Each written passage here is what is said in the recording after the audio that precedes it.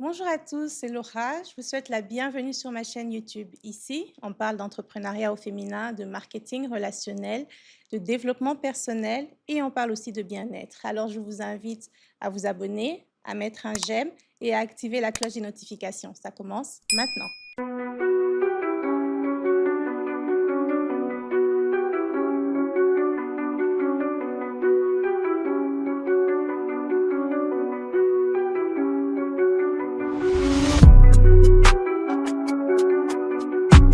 Est-ce que vous avez déjà eu l'impression que quel que soit ce que vous accomplissez, vous courez toujours après la chose suivante? Vous vous fixez des objectifs, vous les atteignez et vous passez au suivant sans vraiment prendre le temps de savourer. On a souvent tendance à se focaliser sur ce qui crée de l'anxiété, de la frustration ou encore le manque. Aujourd'hui, je vous partage ma routine de 5 minutes qui a totalement révolutionné ma façon de voir la vie et qui m'a apporté beaucoup plus de calme et de sérénité. La pratique de la gratitude. La gratitude, ce n'est pas seulement dire merci poliment à une personne, mais c'est surtout une attitude et un état d'esprit qui vous pousse à reconnaître et à apprécier surtout les bonnes choses de la vie, qu'elles soient grandes ou petites. Vous saviez qu'il y a des études qui prouvent que lorsque l'on se concentre sur le positif, eh bien notre cerveau va libérer des neurotransmetteurs du bien-être. Cela va nous permettre d'avoir une meilleure qualité de sommeil, de réduire notre stress et surtout d'être beaucoup plus résilient face aux difficultés. C'est un muscle comme tout muscle et donc il doit être travaillé. Un des exercices que j'utilise pour justement entraîner mon cerveau et m'entraîner à la gratitude au quotidien, eh bien, c'est en utilisant mon carnet de gratitude que j'appelle affectueusement mon journal de gratitude. C'est tellement simple, c'est un outil tellement simple à utiliser. Il vous faut juste un carnet et un stylo. Et donc, chaque matin, je prends 5 minutes devant mon café ou alors 5 minutes avant de dormir pour y noter les 5 raisons pour lesquelles je suis reconnaissante chaque jour. La règle d'or, c'est que vous devez être le plus spécifique possible. Un exemple, au lieu de dire « je suis reconnaissante pour ma santé », eh bien, je vais dire par exemple « je suis reconnaissante parce que j'ai pu emmener mes enfants à l'école » ou « je suis reconnaissante pour la marche que j'ai faite ce matin », ce qui me montre que mon corps est en pleine forme. C'est cette précision qui va ancrer en vous ce sentiment de gratitude. Cela va renforcer et rendre l'expérience beaucoup plus personnelle et encore plus mémorable pour vous. La deuxième chose que vous pouvez encore faire et que moi je fais pour justement ancrer encore cette habitude de gratitude au quotidien, c'est de chercher le positif dans le négatif, l'acceptation de la difficulté. Soyons honnêtes, la vie n'est pas toujours rose. Il y a des imprévus, il y a des difficultés, il y a des plans qu'on se fixe mais qui ne se passent pas toujours de la même façon. La gratitude, elle signifie tirer des leçons de ce que nous avons vécu et aussi de pouvoir trouver la lueur dans l'obscurité.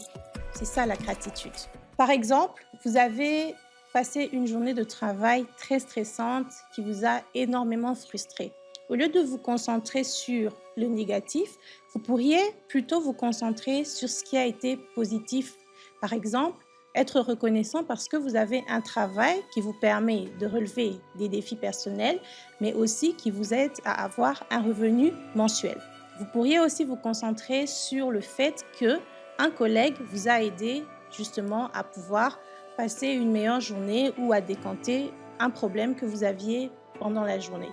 Ou encore, vous pouvez être reconnaissant pour un sourire que vous avez eu d'un collègue ou de votre supérieur hiérarchique. Le but, c'est de former votre cerveau à chercher l'équilibre même quand ça ne va pas.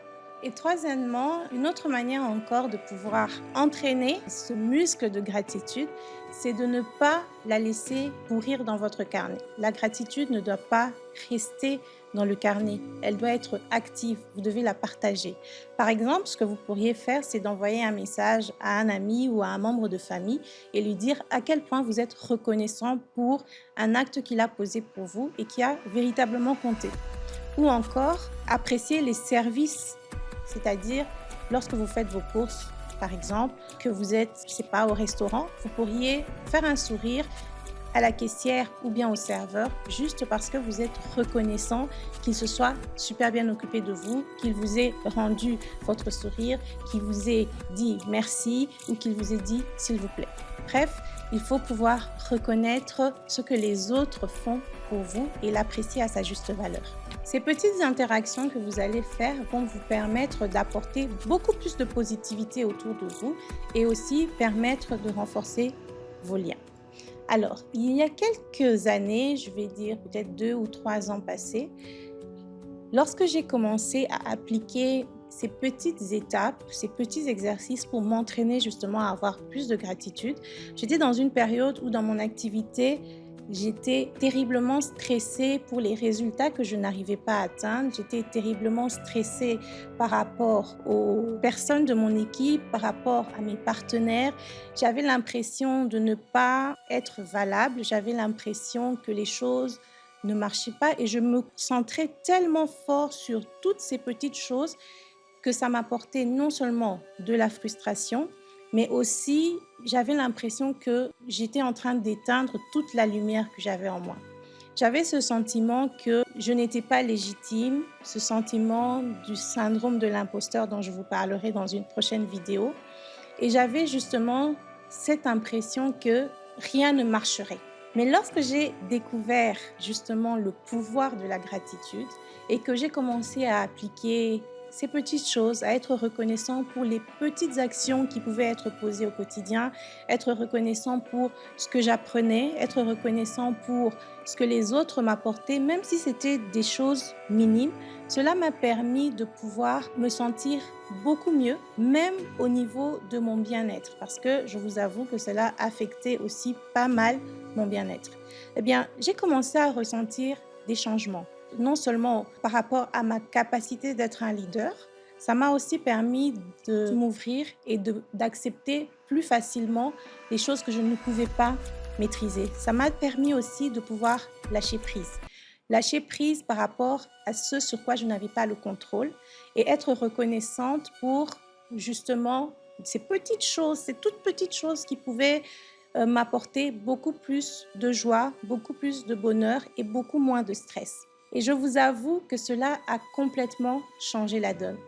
Aujourd'hui, je suis reconnaissante pour la pluie, je suis reconnaissante parce que j'arrive à faire des choses que je ne faisais pas avant.